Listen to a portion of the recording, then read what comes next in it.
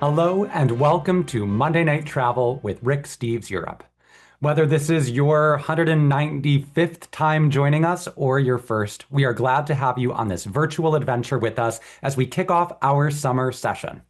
My name is Gabe Gunning, and I have the privilege of joining you as your host this evening as we frolic through the fairy chimneys and sleek cities of central Turkey with an especially special guest this evening. Now, without further ado, I would like to welcome on our guide for the evening. This person is our consummate turkey expert, one of my favorite guides to spend the evening with. It is Lale Surmen Aran. Lale, welcome back to Monday Night Travel. Hello, Gabe. It's wonderful being here with you. And when you say being here, Lale, where are you? I see some lights on the horizon behind you. I am in Istanbul, and at the hotel our group stay in, it's the peak of the season, so I'm very busy with our guests. It's easier for me to attend them when I am at the same hotel with them, and I'm at the restaurant. And at the backdrop, you can see Istanbul. Here is the Bosphorus Bridge. And here here is the old town. It's dark because it's 4 a.m. in the morning, but I'm assuming that there will be some sunlight as the program progresses. Oh, so we are going to get to enjoy an Istanbul sunrise with you, or at least the beginning Hopefully, glimmers of it. hopefully, yes. Well, Lale, I love this because when you joined us last time, you were doing a show on Istanbul, but you were in Cappadocia. This time we're going to be talking about Cappadocia, but you're in Istanbul. But that's the joy of our business. It's dynamic and never boring. But Lale, I also know that you aren't actually from Istanbul or Cappadocia. Where in Turkey did you grow up? The capital city, Ankara. That's where Oh. I was born and raised and lived till I'm mid-20s. And then I moved to Istanbul because this is the capital for the travel industry. Well, I'm excited about that because we are going to be going to Ankara tonight in our presentation and hearing some tips from you. And I'm always curious when we are going to be exploring a specific region of a country, what kind of the character is, or at least the stereotypes of that region within the country. For example, when I think about going to the southeast of the United States, I think about good food, great hospitality, and incredible history. If I think about going to the Northeast, I think of these big cultural metropolitan cities. If I think about going out west, it's all mountains and kind of hipster indie culture. What would Turkish people think of as iconic for central Turkey? The first thing that would come to our mind is Ankara, the capital city. While it has never been a major city as his, as Istanbul through the history, it has a very special place for us. It's where the War of Independence was led from and where the Turkish Republic was established. So it is the heart of the contemporary Turkish Republic, and that's where the bureaucracy and the government is. So Ankara defines the central Turkey. But on the other hand, we have a region called Cappadocia. It is unworldly. It is out of this world, a very interesting place with very interesting volcanic formations. It's quite unique, and I hope we'll share some of the scenes with our guests tonight. All right, well, I am certainly eager to explore all of those places with you. But before we get started, I know that many of our travelers often have some kind of nuts and bolts questions about traveling in these regions. They attend these presentations and they just want to get going there right away. And so we like to address some of those travel logistical questions at the top. So, Lale, you are going to share with us now a few general tips for planning a trip to central Turkey. And let's start with when's the best time of year to go? Well, sure, sure, Gabe. It's a subjective question because the best depends on the criteria that matters for you most. Best weather would be May, June, mid-September to mid-November. But if you don't want crowds, you would avoid the best weather and target March, April, late November. Or if you're a photographer and long days matter to you, then you should consider coming midsummer. Central Turkey is a bit like Eastern Washington. It's dry, it's high, it has a dry climate. Even in summer days, you can expect to have a temperature difference between day and night. So, for summer, a light jacket might help you. If you're traveling early in the spring or late in fall, you might definitely use a good jacket. And if you are considering a 2 week trip to Turkey, it's ideal to dedicate 4 to 6 days to central Turkey, maybe half a day to a full day sightseeing capital city, and then 2 to 3 days Cappadocia, and then some time in the environment of these. The the best way to do it in a 2 week with 4 to 6 days dedicated to central Turkey is by renting that car. While we do have very good public transportation, it doesn't serve the international visitors. So, time wise, if it's important for you, rent a car. If time is not of importance to you, you can as well do with public transport. Cappadocia stands out with its cave hotels, very interesting hotels. Facilities are built into the mountains, caves. The facades are masonry, they're historic, they're beautiful. Whether you are in a simple backpacker's hostel or at a fancy cave hotel that comes with all the frills, the criteria you need to look for if it has humidity or not. That's the criteria. It doesn't matter how fancy or how simple it is. You just check if it is free of humidity. If it is, you'll have a comfortable stay and love it. And as for Ankara, it's the capital city. You shouldn't expect tiny mom and pop, small cute hotels there, but big businessman style hotels. That's the nature of the capital city. And another thing people ask a lot about are the hot air balloon flights in Cappadocia, which are famous, and you get to see this magical landscape from a magical uh, vehicle from the air, from a hot air balloon. It's, of course, good to book it ahead of time. But again, there's a different criteria to consider when you book it. You should book it with a reliable company, reliable provider who would guarantee your space in consecutive days you'll stay in Cappadocia. Because sometimes winds decide to go crazy, and when winds are very strong, flights are canceled. So, in case your first option as the date gets canceled, you might have a chance on the second or the third day. So, these are to start with points I can easily share with our viewers at the moment.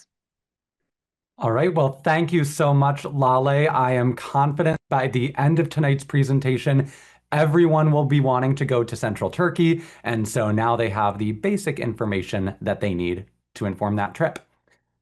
But now, Wonderful. Lale, we are going to embark on our adventure for this evening. And for tonight's show, we are going to be following along with Rick's Central Turkey TV episode. If you want to watch it anytime without our interruptions, there is a link in the chat for that. But we are going to be chiming in because, Lale, I know that you were instrumental in working with Rick on this episode, both behind the scenes and on the camera. And so we're really grateful to have you watching it with us tonight and giving us some additional context and tips about traveling in this region. So, shall we get started, Lale? Yes, let's do it. How would we say let's go in Turkish? Hadi gidelim. I will not attempt that, but thank you for saying it for me. Let's get started. A great way to pump up your European vacation thrills is to travel east to Turkey. For 20 years, I've been taking tour groups here because I think it's important for Americans to get to know a moderate and secular Islamic society, and because it's fun. In this episode, we'll marvel at a dramatic landscape from high above and from deep below. We'll drop in on a circumcision party and explore troglodyte ghost towns, shop for sheep at the market, and chat with an imam. We'll check in with today's urban scene in the capital city and finish by paying our respects to the father of modern Turkey, Atatürk. In the eastern Mediterranean, Turkey, the size of Texas, links Europe with the Middle East and Asia. We'll explore the region of Cappadocia and side trip to Gazelyurt before traveling to the capital, Ankara. Turkey has 75 million people. While the vast majority are practicing Muslims, its citizens have a constitution that requires the separation of mosque and state. In this episode, we'll experience both the modern and the traditional here in central Turkey. Lale, I'm curious, Rick says that he feels like it's certainly important for Americans to experience all of Europe, but he feels especially strongly about connecting Americans with Turkey. Why is it that you think it's so important for Americans to experience this part of the world? It's a good question, and thank you for asking it, Gabe. First of all, historically, Turkey is Asia Minor. It has been the crossroad of civilization through centuries. But at the moment, it has got an important social and cultural mission as well. I say mission because it's still unique. The culture of Turkey, the Turkish people are unique. Well, historically, we're from Central Asia, but religiously, we share the same religion with most of the Arab nations. But with Atatürk, with the beginning of the Turkish Republic, we started being influenced by Europe's ideals, modernism,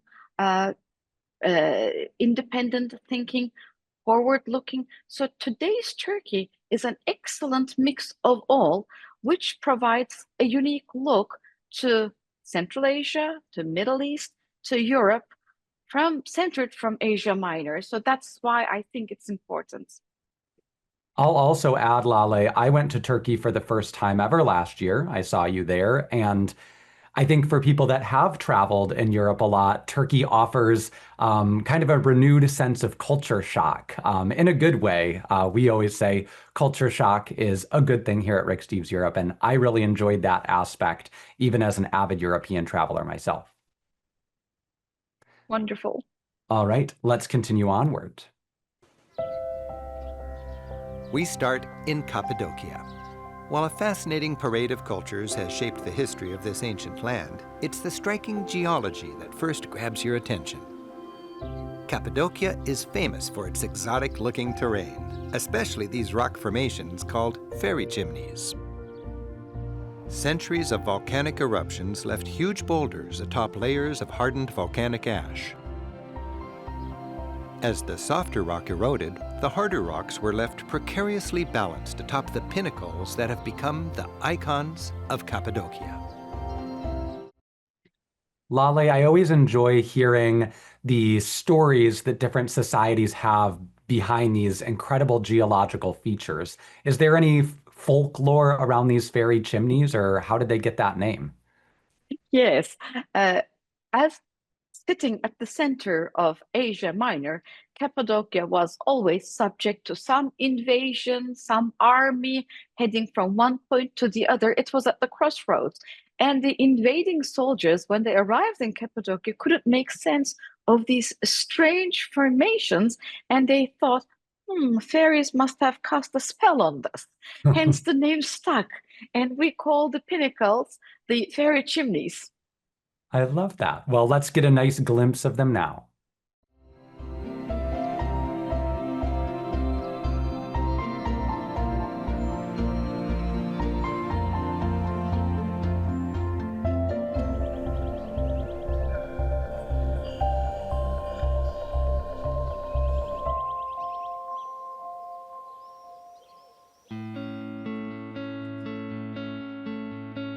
A wonderful way to appreciate this bizarre landscape is from above.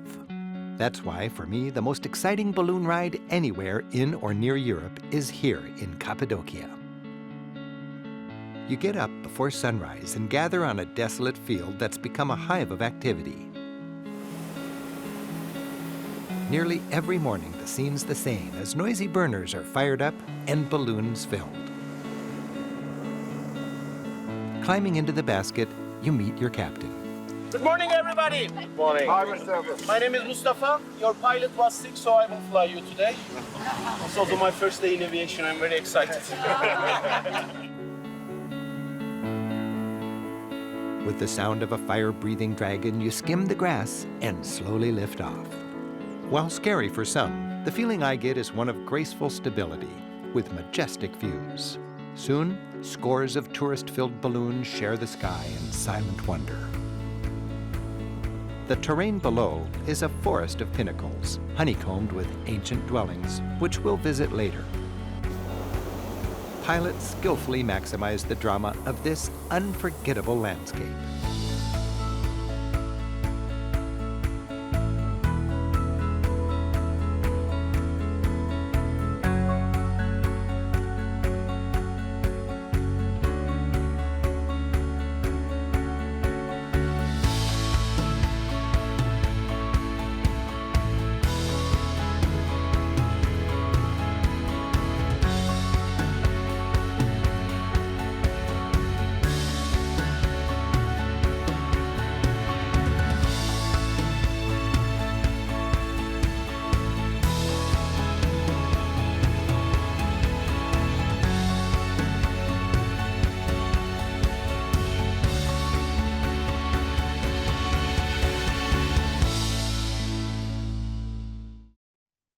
Oh, Lale, I would love to be in one of those balloons. I know that we have the option on our Best of Turkey tour as an optional addition for people to go on a balloon ride, and it's regularly one of our tour members' wow moments.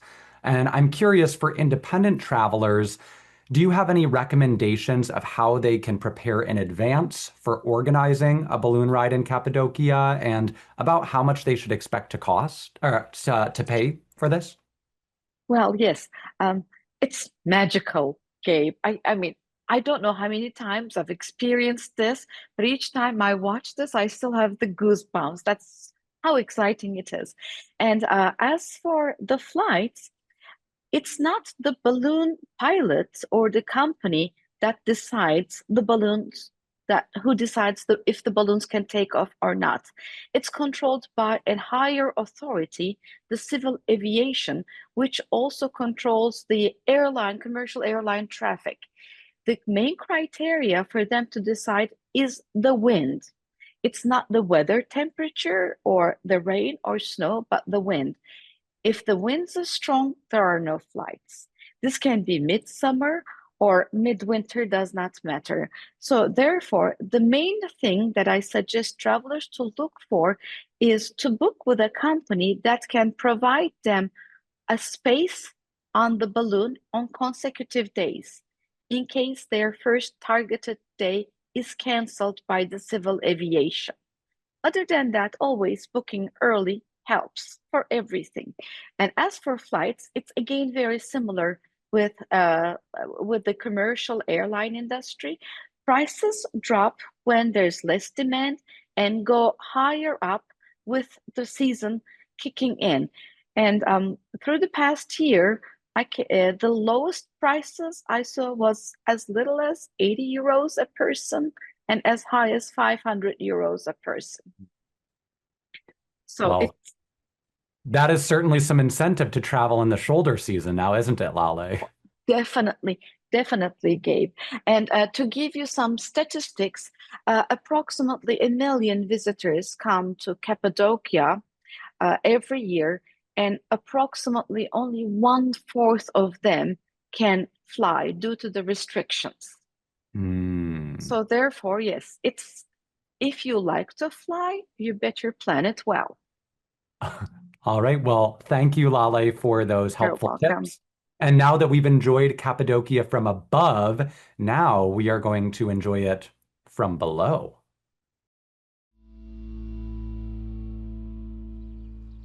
Back on the ground, the terrain invites exploration. People have carved communities into these formations for thousands of years. While many of these evocative caves are abandoned, many cave settlements have grown into thriving towns, whose main industry is clearly tourism. For extra guidance, we're joined by my friend and fellow tour guide, Lale Surmen Aran. For years, Lale's led our bus tour groups around Turkey, and for this itinerary, she's joining us. Lale, it's you. Yes. How did you first meet Rick and get involved with Rick Steves Europe and end up on our TV shows. Gabe, be careful to the questions you ask to a tour guide. I love to tell, and I'm a storyteller. But I'll give you the short answer since our time is limited. We were introduced by a mutual friend in travel industry. For the long story, let's do another episode. I love to tell it. All right. Well, we are glad that the two of you joined forces. We are very fortunate to have you, and I'm eager to learn from you now, both live and 10 years ago. While mainly Muslim today, Anatolia was Christian for 5 centuries before Islam even arrived. Early Christians had to take shelter. They had to hide from the ancient Roman persecutions. They had to hide from the 7th century Arab invasions. And the landscape around here provided the perfect hideout. It really does. And to actually see what Lale's talking about, we're descending into Kaymakli, a completely underground city dug out of the rock. Much of Kaymakli was originally dug in Hittite times, over 1,000 years before Christ. Later, this underground world provided an almost ready-made refuge. Through the centuries, when invading armies passed through the area, entire communities lived down here for months at a stretch. In ancient times, Christians were persecuted and actually did go, literally, underground.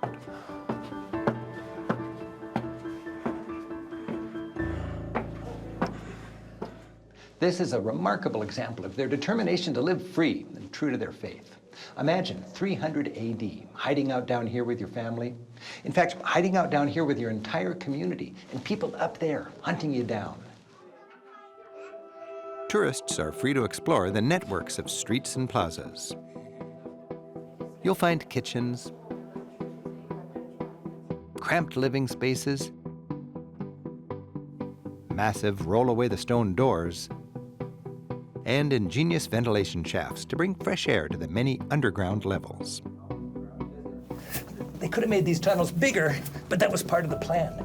It certainly made any invader vulnerable. And to conserve oxygen, candlelight was kept to a minimum. It must have been a long, dark wait. But for us, it's back to fresh air and sunshine. We're on our way again.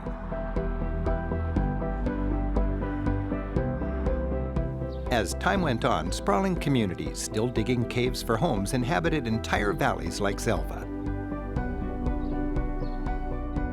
Around the 10th century, Zelva was one of scores of similar cave communities here in Cappadocia. Cleverly, they wrung a livelihood out of this parched land. Caves served as ancient condominiums, with holes dug out as cooking pits. In addition to living spaces, they were also equipped with natural pantries, cubbyholes carved out for storage of food and wine. Big animal-powered stone wheels ground grain. People ingeniously used whatever nature offered them. Pigeon droppings were collected, providing valuable fertilizer to assure a good harvest in the valley below.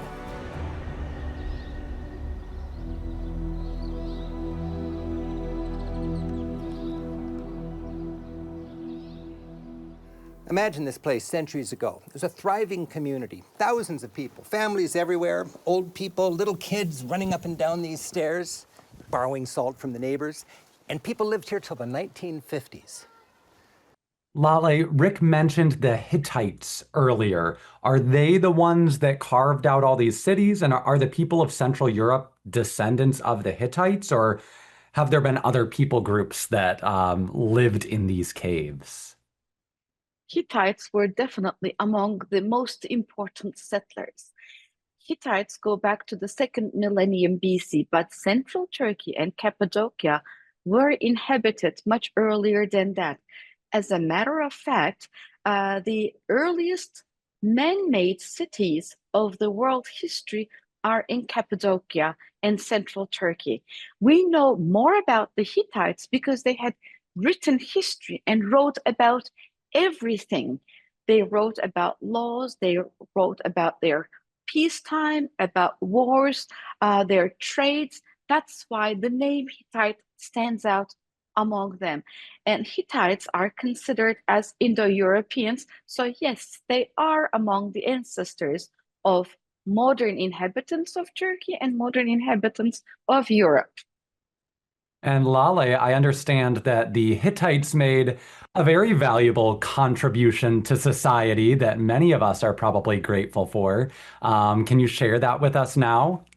Of course, here it is. Wine. Uh, but I must point out, again, we know more about the Hittites' wine production because they wrote about it. But this goes much far back than the Hittites. And I'm going to put this down and serve myself a glass. All right, now I have the bottle. I don't want to let it waste. Well, cheers. Şerefe. Şerefe is, yes, cheers in Turkish. Gabe, I want to show it to you on a map. Maybe our viewers can also see it.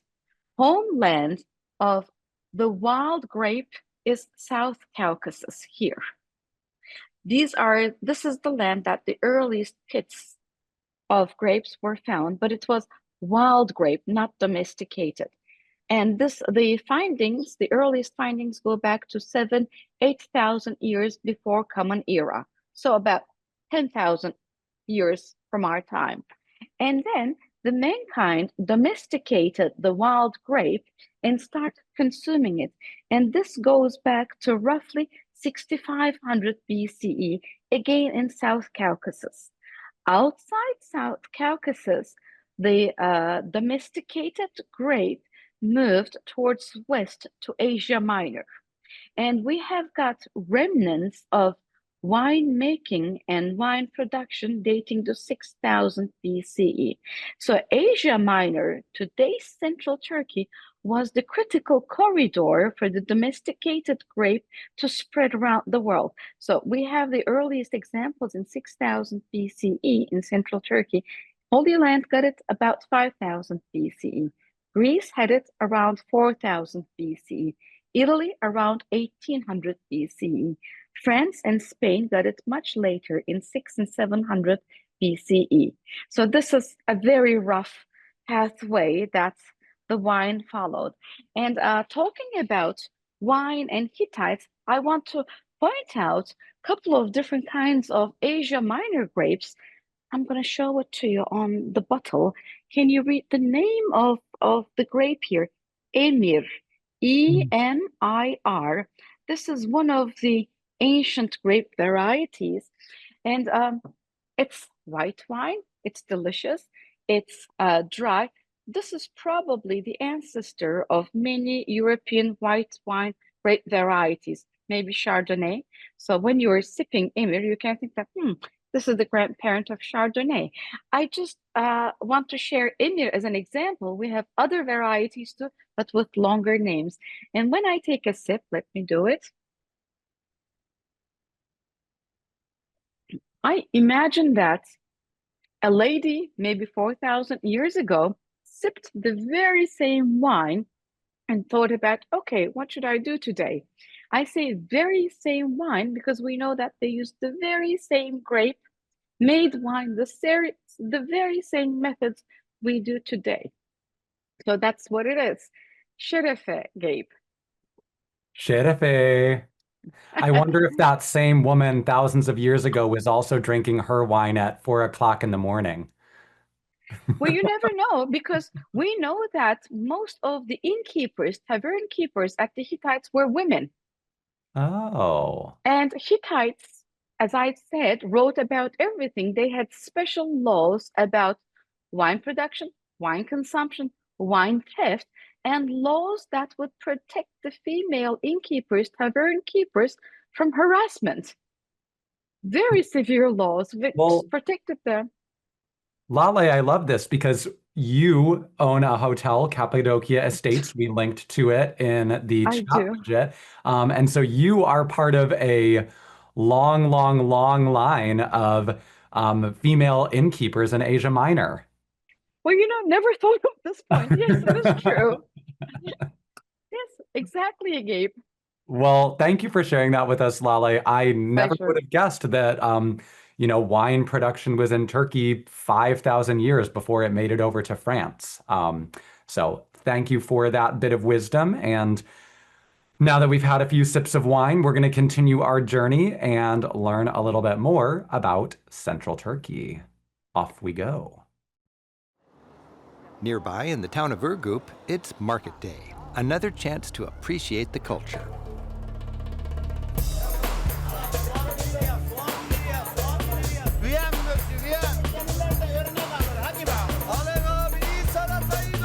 Wherever you travel, exploring a vibrant scene like this gives a fine insight into how the people live, what they grow. Take a drink. Whoa. It's natural honey. And just eat this whole thing? Yeah. What they eat, Who needs baklava, huh? This It is tastes nice. like honey. and how they interact. All these beautiful spices, eh? Yes, local spices. They sell them both powdered and rough, and you can grind it at home whenever you need it. On the fringe of the marketplace, you can even buy livestock. How old is this little goat? 1.5 months old. Bunu hesapla veririk size. He can give you a good deal for the goat. Yeah? How much? The twin and the mother. I just want the one baby. I think this little guy likes me. And where there's wool, there's yarn. The tradition of carpet weaving is integral to the local culture. And across Turkey, families still make yarn from raw wool and then weave carpets in the traditional and painstaking way. While they're ultimately sold in larger stores, many carpets continue to be made like this in people's homes to supplement the family income. Throughout Turkey, big carpet shops hungrily welcome both tour groups and individuals. Salesmen are on you like white on rice. There's a lot to learn, but these guys are salesmen first, teachers second. Listen, learn, but don't be a pushover. But this is the personal decision. To venture beyond the touristic side of Cappadocia, we're driving south into the ancient and varied countryside. Rest stops and rustic villages can lead to pleasant surprises you'd never find in the bigger tourist stops. Traditional life survives most vividly in the small rural towns. And with a spirit of adventure, the curious traveler is likely to stumble onto lots of cultural action. This elaborate family festival is celebrating an important event in this child's life, his circumcision. Now, Lale, before we watch this scene, I want to chat about it a bit, because I know that you said when this episode first aired about a decade ago, there were some people with really strong reactions to seeing this large party for a child's circumcision and learning that Rick helped pay for it. So I'm wondering if you can give us a little bit of cultural context through which to understand this celebration before we watch a little bit more about it. Sure. And I would just say, before I go, Gabe, it was interesting.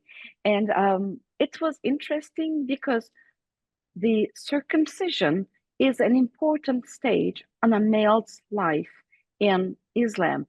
And this goes back to Judaism. Islam is an Abrahamic religion like Christianity and Judaism is. And some of the practices are continuation of the traditions of the early Abrahamic religions. And while circumcision is not in the Muslim holy book, in the Quran, it's a very strong tradition. And as a matter of fact, when the idea of filming a circumcision came on the table, I was hesitant because, I'm mother of 2 boys myself. I was hesitant to have my son circumcised as well. It's just something that an individual should decide personally when they come of age, if they want a piece of themselves amputated or not.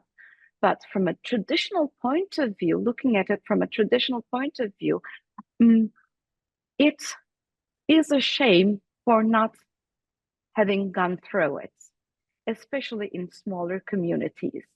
So a family holds up their dignity by holding on to certain traditions that have been basically carved into stone for thousands of years, and circumcision is one of them. And when the idea of filming such an event came on the table, Well, we thought it would be the best to sponsor it for a family who couldn't afford it. Being not able to afford it for their son is a big shame, is a scarlet letter on a family in small communities. And it's ideal that the child gets it before the primary school starts. And this particular child on the video was already past that age because the family could not afford it. So, with Rick's help, the family gained their social status right in their society once more, and the child was very proud. So, when you are examining a traditional cultural event like this, there are many facades to it. You have to look at it from a 360-degree angle, what it means culturally, what it means if it happens, what it means if it doesn't happen. For the case of my sons, I was persuaded to have them circumcised. I was suggested I should think of what my sons would face in the team changing room if they were not circumcised or when they were serving in the military. So I said, okay, let's get it done right after their birth. And nowadays, especially in the big cities, the concept of partying is fading away. It still is something of a deal. It is a deal in smaller places, like in the rural countryside. And it's a question that goes on in my society as well.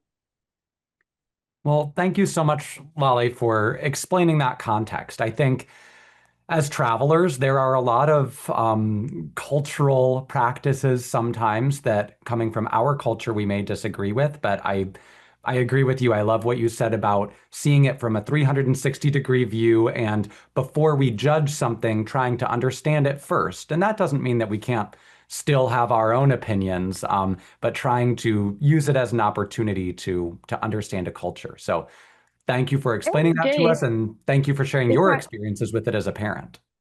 if I may add one more sentence, I Mhm. am still in touch with this boy and his family. They're still so proud that their party was participated by Rick Steves, and they are in a Rick Steves show. It's such an honor. It raised the social status of the family high up all of a sudden.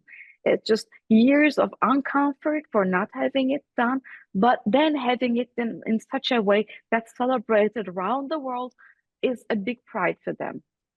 Oh, well, I'm so glad that we now get to be part of their pride now by watching the little festivities in their town. So let's take a peek now with that fresh understanding, courtesy of you, Lale. For Turkish boys, a circumcision is a cultural and time-honored rite of passage. All the family and friends gather as the proud boy dresses up like a sultan prince. As the festival unfolds, the party kicks into gear. When the time comes, the boy receives blessings from his elders. And then loved ones gather to cheer him on. Inside his home, his proud parents lovingly support their child as he meets the doctor.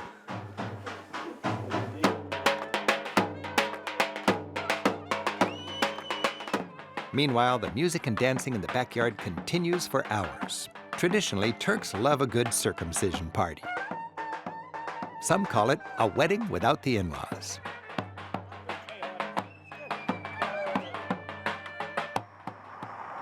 We're heading further south to the remote and untouristy town of Gazelyurt. The ancient town seems one with the rock out of which it was carved. 16 centuries ago, monks built monasteries into the cliffside. Erosion has driven most of the residents here to more stable dwellings, but some remain. And exploring the town, you appreciate the tenacity of its people. Though seemingly abandoned, there's still life in the old town.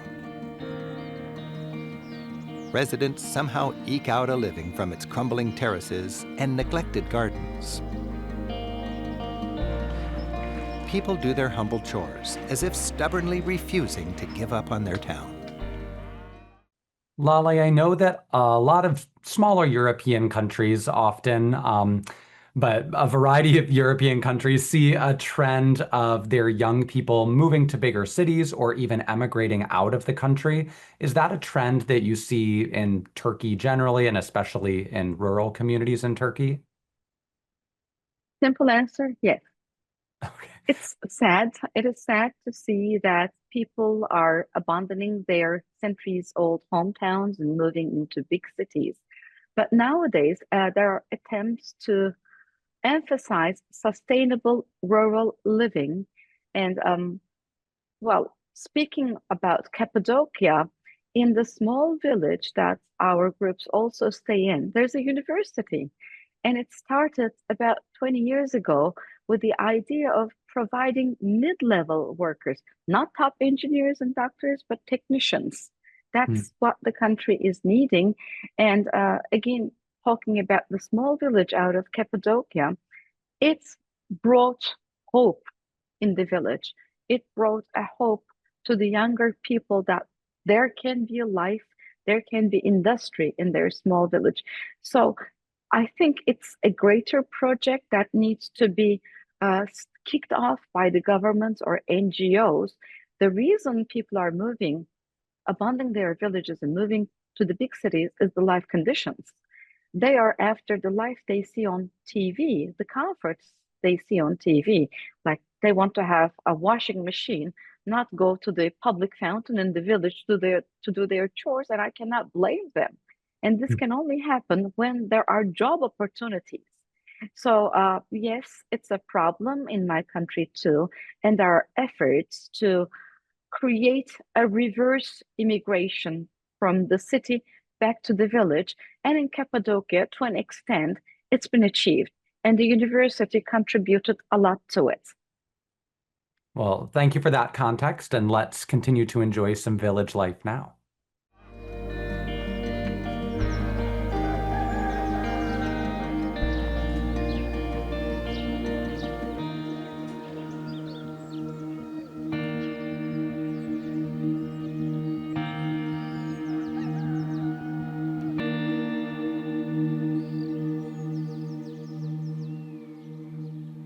This is the kind of discovery I love to feature in my guidebooks. It's a perfect back door.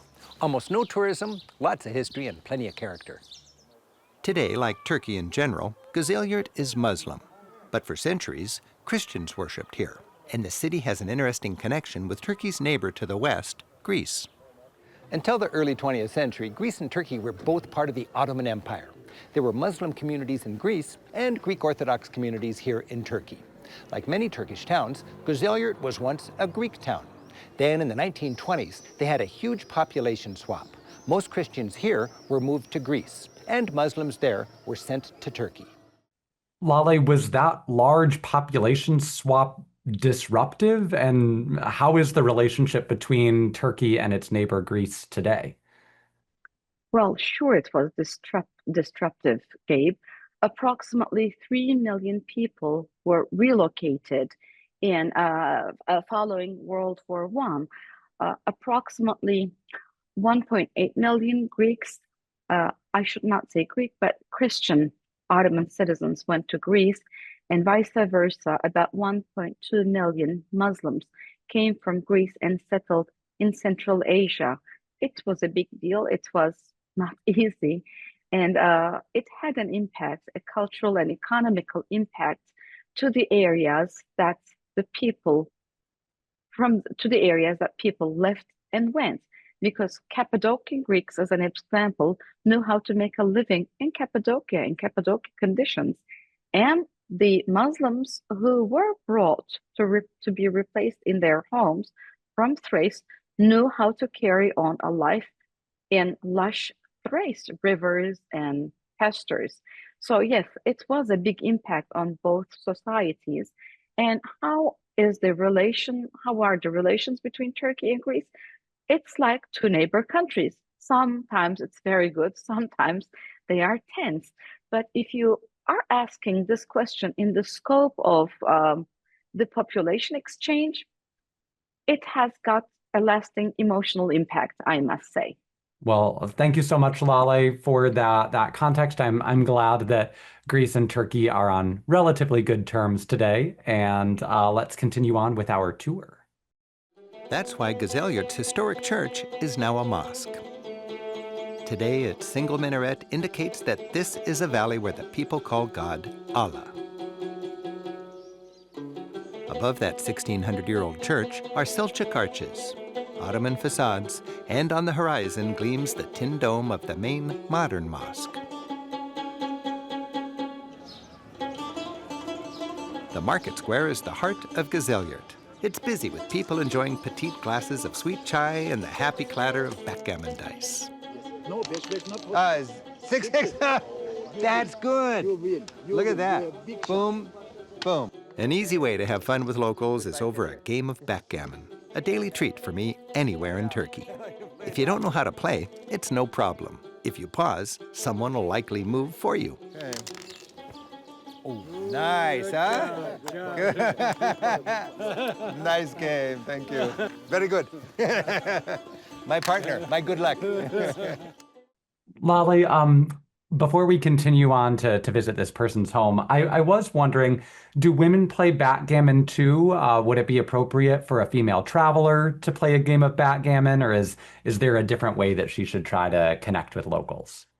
Yes, women play backgammon too, and it's a fun game. Do women play it? Can a women traveler participate to it? The answer of this question depends where you are. In countryside, small countryside villages like the one we see in the show, the coffee shops are male dominated. So it would be awkward for a woman to go and sit in the midst of them to play backgammon all by herself. But if she's with a group, if she has Turkish friends or American friends, then it would be okay and would be very much fun. And for the cities, in the big cities like Istanbul and Ankara, not only women, men do not have time to play backgammon either. I'll give you an example. Average Istanbulite works for 58 hours per week. Oh, No wow. time for backgammon. So the answer to your question has to be contextualized. Where, when, with who? And can women play backgammon? Yes, they can, if there's a chance.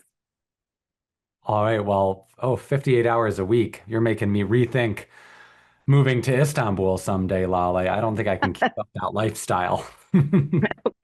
Well, let's see a little bit of a slower lifestyle here in this town and Okay. visit Rick's backgammon adversary's house. And my friendly opponent, Kadir, is taking us to meet his family. Greetings are warm but formal. As is the norm in Muslim households, leave your shoes at the door. The eldest gets the most respect. A splash of cologne leaves us refreshed and clean. Tea making is given great importance and done with pride. And good luck if you want it without sugar. As things loosen up, I share pictures of my children. But now she's quite big. She's like you, about like that, yeah. The daughters add to the fun, and we enjoy a little Turkish fashion show. And the grandfather entertains with tales of 30 years of shepherding. For me, intimate encounters like these are as rewarding as visiting the great museums. Lale, I know that oftentimes there's a lot of curiosity amongst American travelers about women in Turkey and their headscarves. And I notice here that we have some women wearing headscarves, some that don't.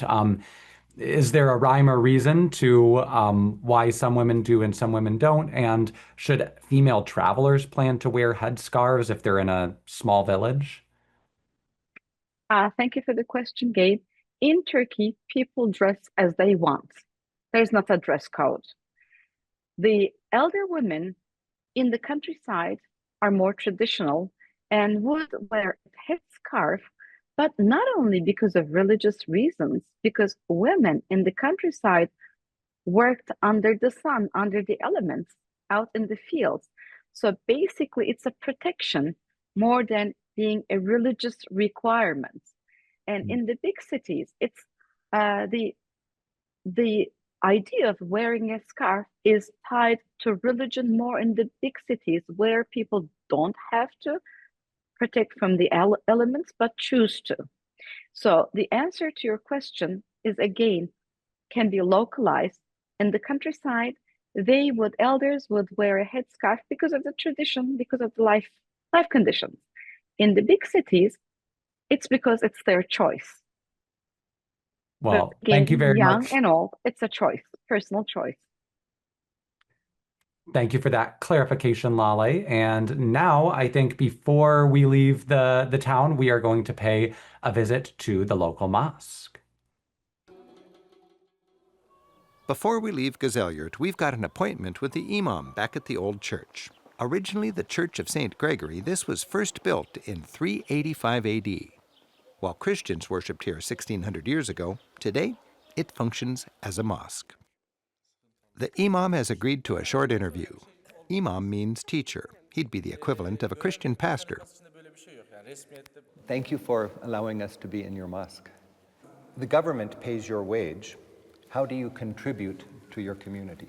He says that my primary duty is to lead the prayer in the mosque, which means that they're also the caretaker of the mosque, and give information to the people whenever they want to have some religious education, information, so be available to them to answer questions. We don't have regular work hours. We have to be alert 24/7.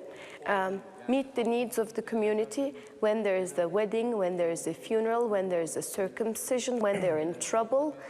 Imam is among the very first people they would seek for help, advice. 5 times every day I hear the call to prayer. It says, God is great, there is one God, He is Allah, Muhammad is His prophet. Does that mean Muhammad is the only prophet or the last prophet? And where does that leave Jesus? Biz bütün peygamberlere inanmayı imanımızın bir gereği olarak biliriz. It is our faith to believe in all prophets. Kesinlikle Hazreti Muhammed'le Hazreti İsa, Hazreti İbrahim, Hazreti Musa hiçbir arasında fark yok. There is no difference to us between Muhammad, Moses, Abraham or Jesus. Hazreti Muhammed'i son peygamber olarak The inanırız. only difference is we recognize Muhammad as the last prophet. Okay. If you could share one message to the United States of America, what would that be? Amerikalılara He requests that people do not believe the distorted view of Islam, but try to understand and learn what really it is. İslam eşittir terörizm görmesinler. He requests people not to see Islam equals to terrorism because it is not. When the imam calls the people to pray, he's saying, God is great, there is one God, and Muhammad is his prophet.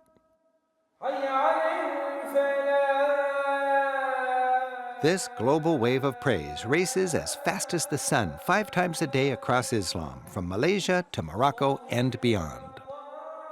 Throughout Islam, fundamentalism is on the rise. Many Turks see this as a threat to their democracy. Modern-minded Turks, while still Muslims, want their government to preserve the separation of mosque and state. In fact, a constitutional obligation of Turkey's military is to overthrow its own government if ever it becomes a theocracy. It's a complicated issue, and there is a rising tide of fundamentalism here among Turks. But the people I've met seem determined to maintain the secular ideals of Atatürk. Lale, I'm wondering, would visitors, American visitors or visitors from anywhere outside of Turkey, be welcome to visit the mosques? And if they do, what sort of etiquette should they follow? Everybody can visit mosques and any time they want. The etiquette is very simple. First, you respect the culture, the practices of the culture you're visiting with, and the requirements are everybody takes shoes off. We walk on into the mosque with our socks or barefoot, and it's expected that everybody observes modest attire, meaning shoulders, elbows, and knees are covered. Barefoot is very okay. And ladies are expected to cover their hair with a scarf. Other than that, there is not a dress code. And everybody technically is allowed to visit any mosque they want, except the Old Town, because of the crowds and interest In the old town, the visitors are asked not to enter during the prayer times, but outside the prayer times. Well, I know that when I was in Istanbul last year, I found the people at the mosques to be extremely welcoming. And it's good to know that that is true across all of Turkey. Yes, it Um, is. so we are going to finish up our visit here, and then we're going to head to Ankara, your hometown. And Yes. as a reminder to everybody, Ankara is our last stop on this tour. So if you have any questions for Lale, be sure to put them in the Q&A, and we may have time to get to them during our Q&A session in just a few minutes.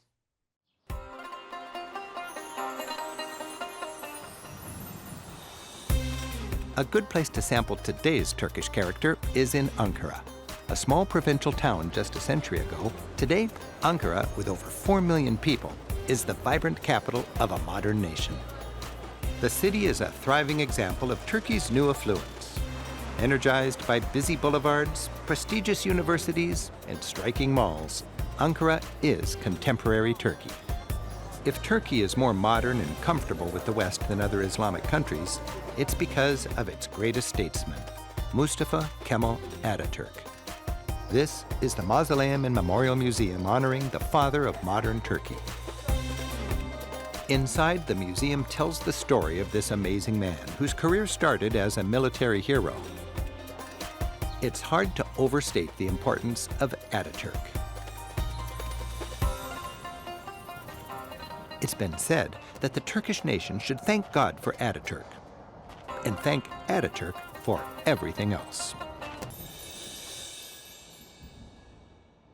Mustafa Kemal was a heroic leader in the First World War. After the war, he drove out the Allied occupation forces, overthrew the Ottoman Sultan, and saved Turkey from European colonization. Then in 1923, he established today's Turkish Republic. A grateful nation renamed him Atatürk, or Father of the Turks. As the first president of the Republic, he built the foundation of modern democracy here on the ruins of a corrupt empire. A long hall celebrates the impressive accomplishments of Atatürk. He separated mosque and state, emancipated women, replaced the Arabic script with Europe's alphabet, introduced Western-style industry, and legislated equality for all citizens. The memorial site is grandiose, with avenues of lions and formal guards giving visitors a sense of patriotism and nationalism. The mausoleum itself crowns the site like a grand temple, giving those who visit a feeling of reverence and respect. Pilgrims from all corners of Turkey stand before the tomb of Atatürk and remember the father of their nation.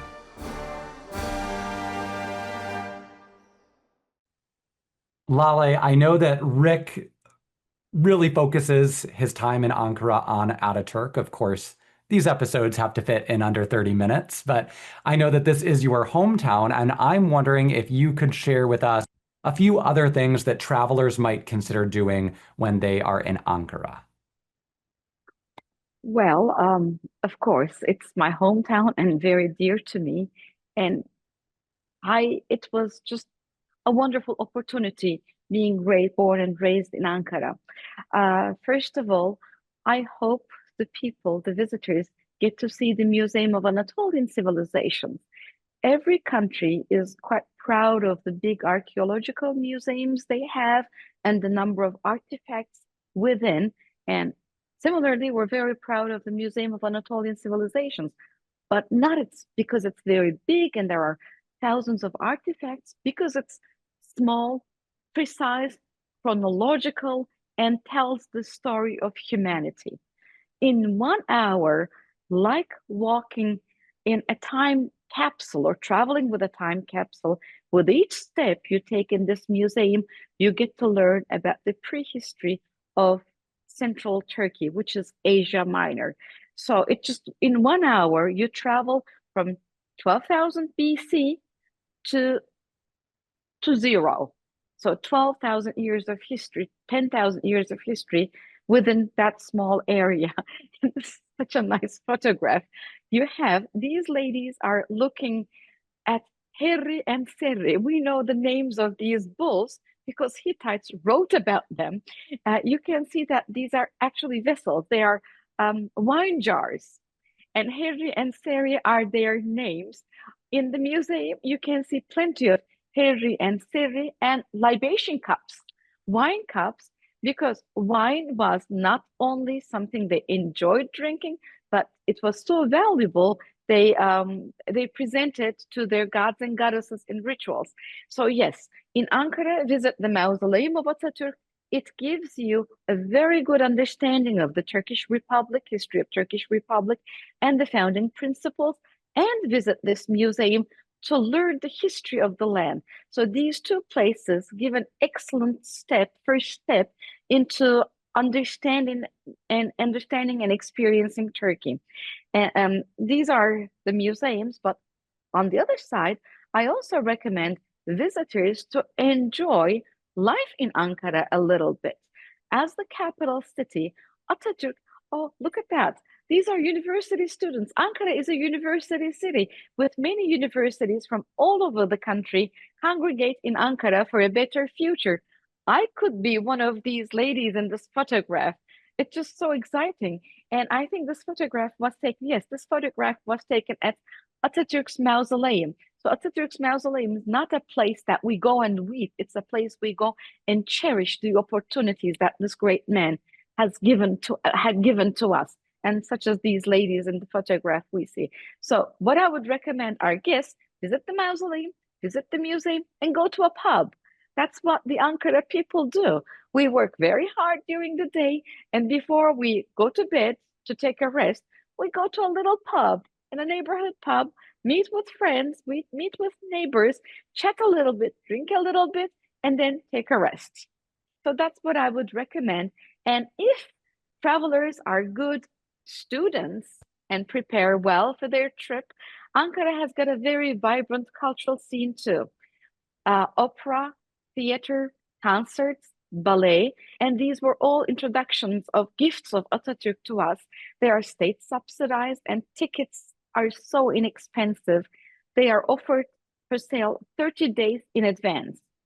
So a person who does his homework well can get a front row ticket to an opera, concert, or ballet for $15, and they're top notch.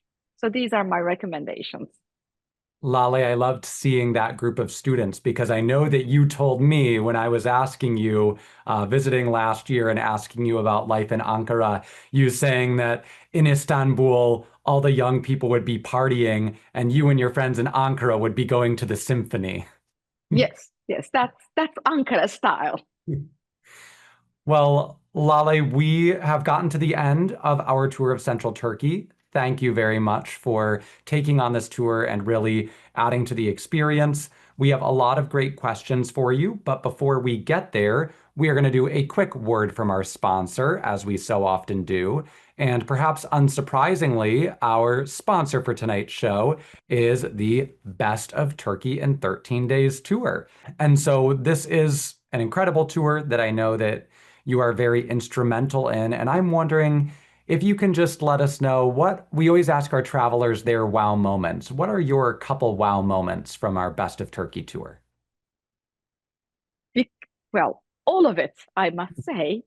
It's a very well engineered tour guide. We worked very hard on creating the itinerary that we can name Best of Turkey. And out of Best of Turkey itinerary, I think I can say Cappadocia is my favorite.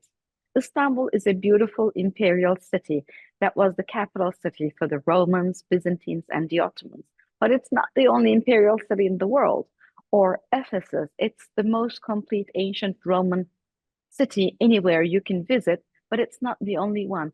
But Cappadocia is unique. There's nothing like it anywhere in the world, especially when you consider it from a greater perspective, not only the landscape, but the history that comes with it. And Lale, the on this ancient map, history and early Christianity, history of early Christianity. Yes, go ahead, please, Gabe. in this map is the Mustafa Pasha. Is that Yes. the town within the region of Cappadocia that we stay in? Yes.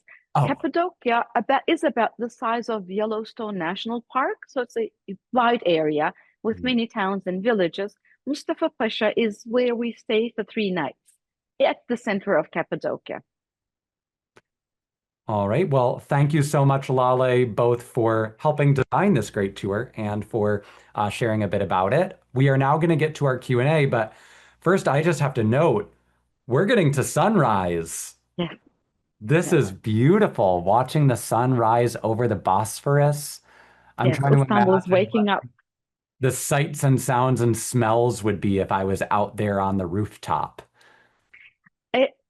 We are on the waterfront. You would be smelling sea, the ocean, and you'd be hearing the seagulls screaming and going around if I was outdoors.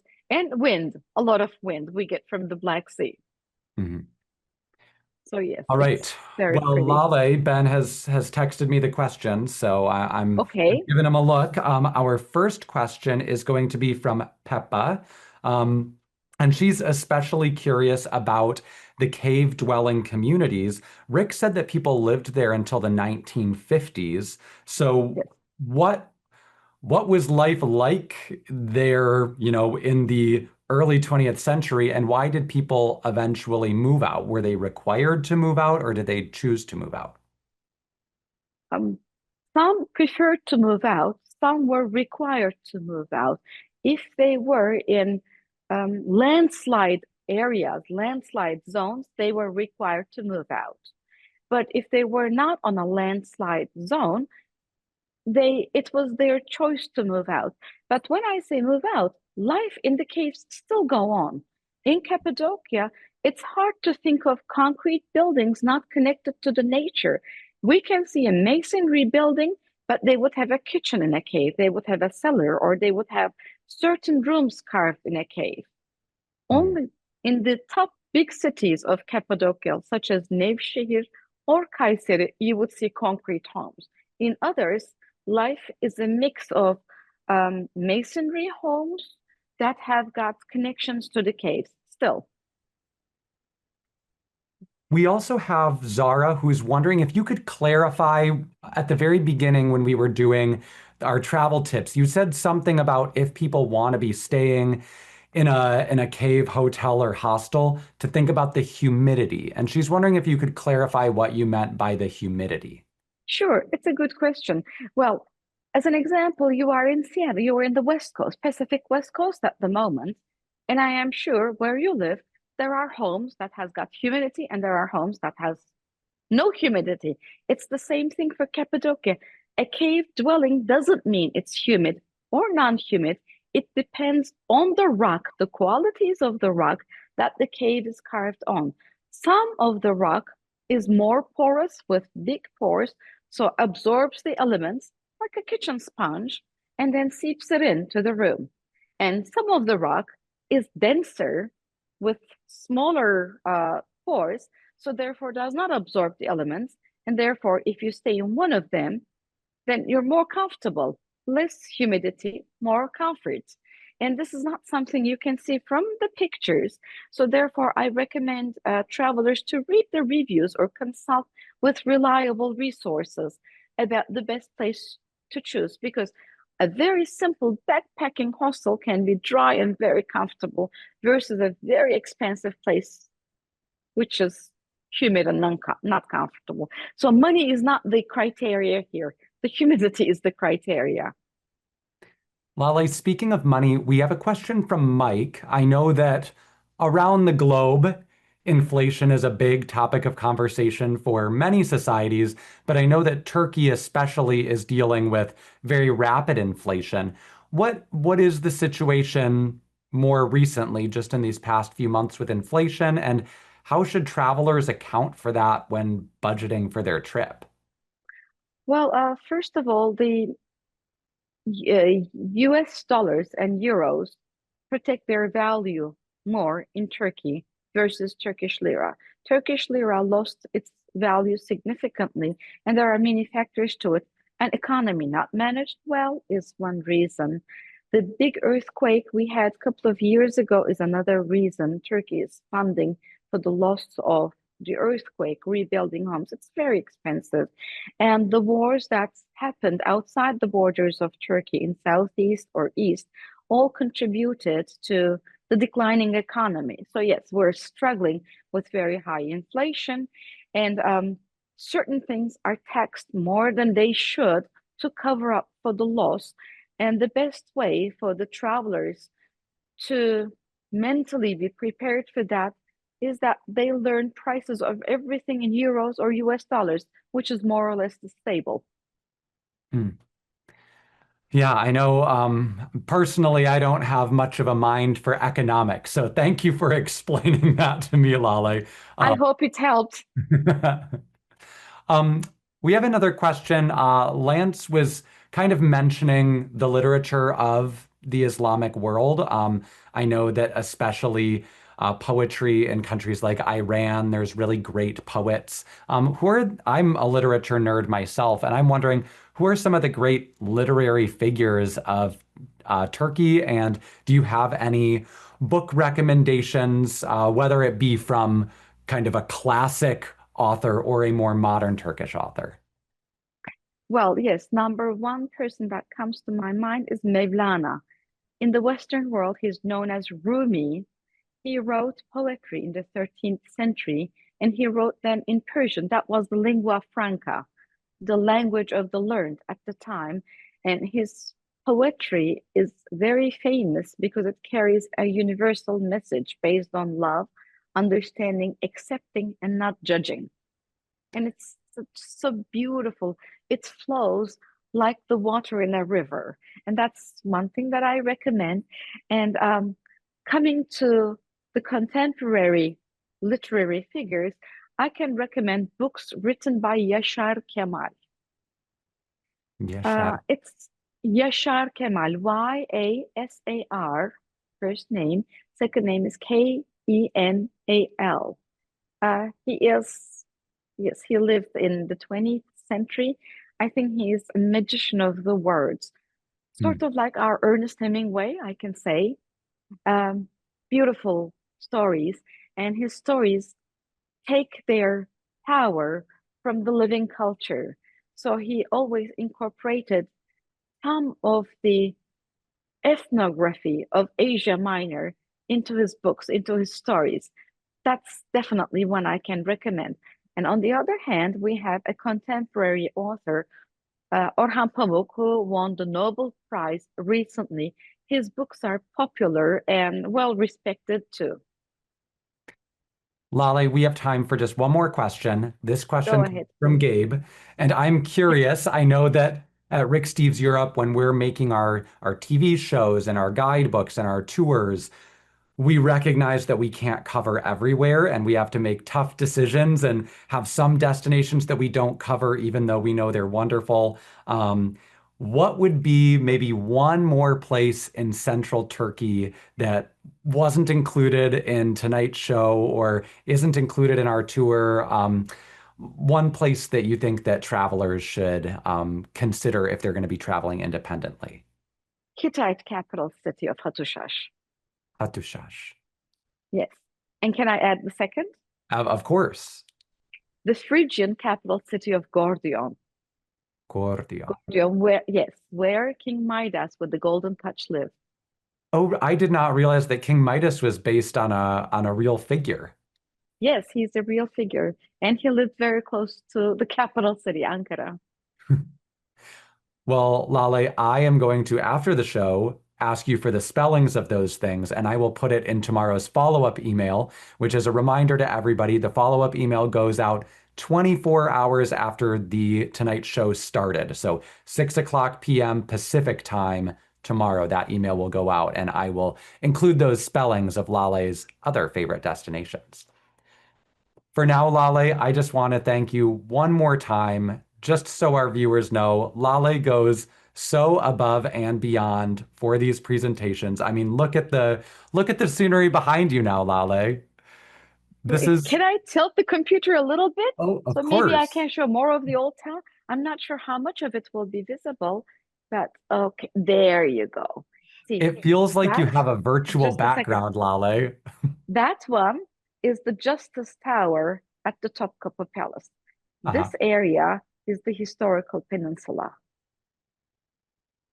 This is This is all Europe.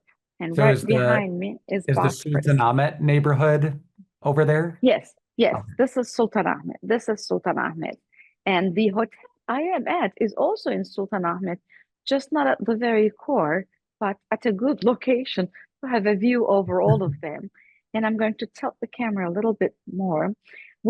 This is still Europe, and see the high rises? This is the financial center Mm. in the business center of Istanbul. And city is waking up. Oh, well, thank you for sharing central Turkey with us and sharing this Pleasure. beautiful glimpse of Istanbul with us, Lale. Um, Being able to travel even for a day with you last year was such a phenomenal experience. You are an endlessly knowledgeable and engaging guide, and I'm so glad that all of our virtual travelers joining us tonight were able to experience even just an hour of your excellent guiding, and hopefully they'll get to experience you or one of our other Turkish guides someday in the future. But Hopefully, and come back. in the meantime, thank you again, and I wish you a wonderful Tuesday morning in Istanbul. Thank you so much, Gabe. You have a wonderful evening yourself. Thank you, Lale. How do I say goodbye in Turkish? Hoşça kal. Hoşça kal. Hoşça kal. Yes. Hoşça kal, Lale. Güle güle, Gabe. And thank you to all of you for joining us as well. I'd like to remind you once more that our next 4 shows are all available for registration on the Monday Night Travel webpage. Next week, Ben will be joined by Berlin guide Jeremy Mintzberg to explore that great cultural capital of Europe. And if you would like to learn more about our Rick Steves Europe tours, if you're at all curious about those, as a reminder, we do have our next Tours 101 information session next Wednesday, June 11th. Until next week, though, thank you very much for joining us and happy travels.